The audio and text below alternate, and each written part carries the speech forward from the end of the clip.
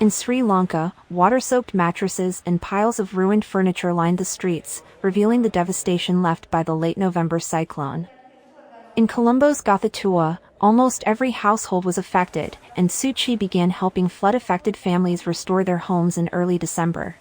ගොඩාක් ස්තුතන්ත වෙනවා මේ වැඩේ කරගෙන යාමට ඕගොල්ලන් සහාය දුන්නට.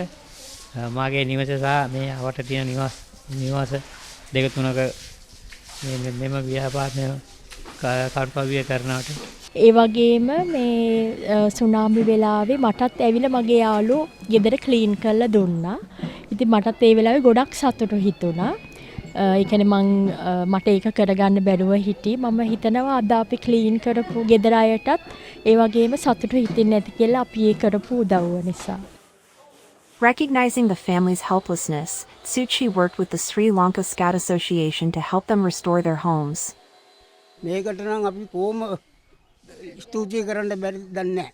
ඒ කියන්නේ ඒගොල්ලෝ ඇවිල්ලා මට අපිට කරන උදව්වට අපි ඒගොල්ලන්ට මොනවද කරන්න ඕනේ කියලා අපිටම දන්නේ නැහැ මොනවද කරන්න ඕනේ කියලා. එච්චරටම උදව්වක් මේ කරන්නේ.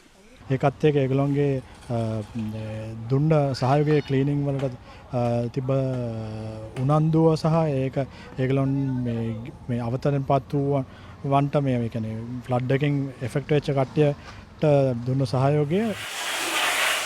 By helping families restore their homes, Suchi volunteers also brought them hope for a fresh start.